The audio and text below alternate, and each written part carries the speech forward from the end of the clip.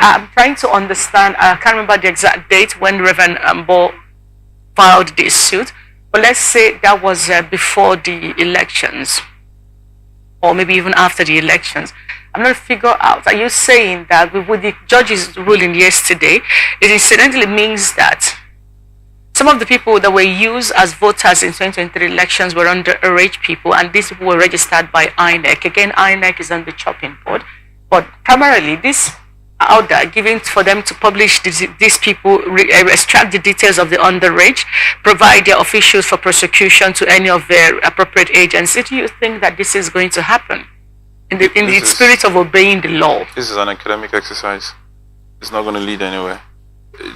How do you define underage voters, right? Because there's no way they would have registered them and captured their ages below 18.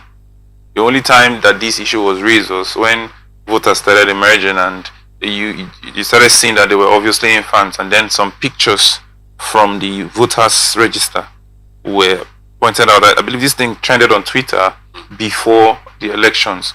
And this is not the first year. Yeah, people raised these concerns, right? People brought this thing. It was an issue of national discourse, and INEC kept mute about it.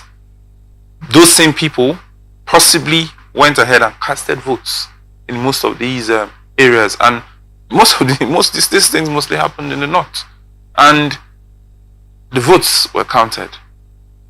A president has been elected and declared by these same voters. So what this is just medicine after death. And when you look at that judgment, it is vague.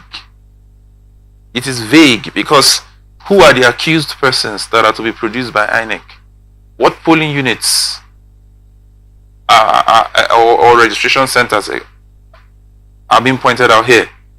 Who is going to take responsibility? The same INEC that cannot conduct election is the agency or the body that will now bring people that registered under age voters when they could not even prosecute staff that were manipulating election materials, changing results, and doing all sorts when the evidence was so much for them to have been able to do that.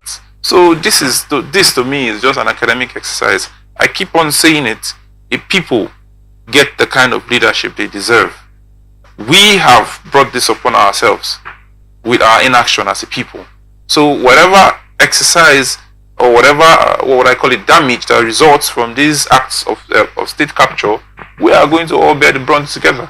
When you say state capture, I've been thinking about it for a while. This same issue of underage voting came up during the election of President Muhammadu Buhari. Yes. His first tenure. Mm-hmm. It came up. We saw voter cards with kids. And nothing was done to INEC. Even in his second tenure, 2015, during the elections itself, someone made a video of kids who were lined up to vote. Yes.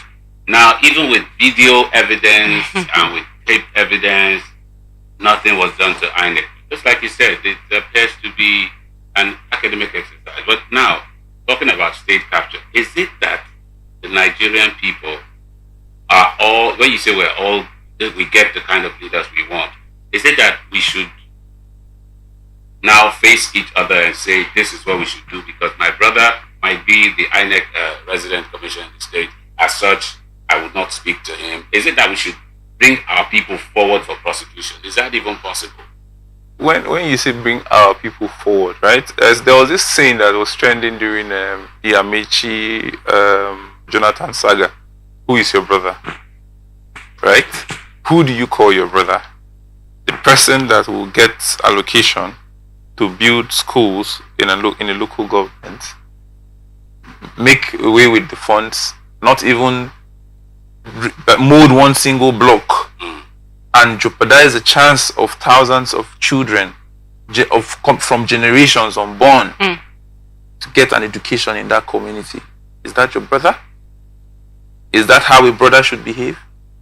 The same person that will take funds meant to build hospitals, put it in his pocket and buy an SUV, send his children abroad to go and take selfie and show us how much better off they are to us.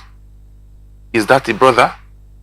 So when we put nepotism, tribalism, and all these things ahead of our clear-cut judgment that God has given us the ability to exercise, we bear the brunt. There's something Pastor Tommy always says. He says Nigeria has been taken over by the court boys of our school days, of their school days. That's it, because that's his generation. That's what he used to say. And most times when he says that, people don't take note of it. But it actually makes sense to me, because you see that most of the persons that occupy leadership positions are persons of questionable character. Now it now seems as though for you to occupy public office, you must have a bad record.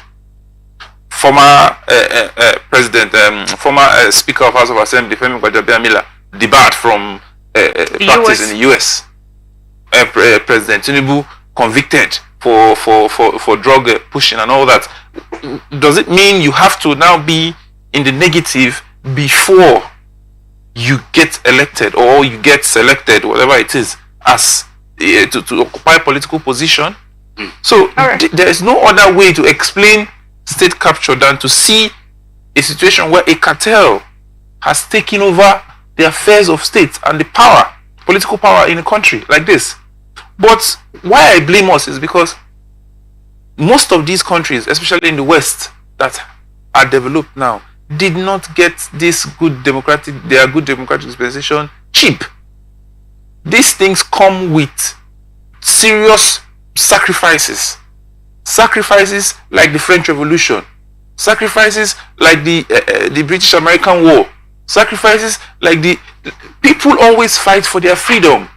But in Nigeria, we want God to come and do it for us, because we only pray for it in churches and in mosques. But at the end of the day, when it comes for us to take action, everybody will slide back into their house and remember that their brother is a House of Reps member, their brother is the governor. If we fight, the governor will vex. Meanwhile, that same person doesn't even care if you have eaten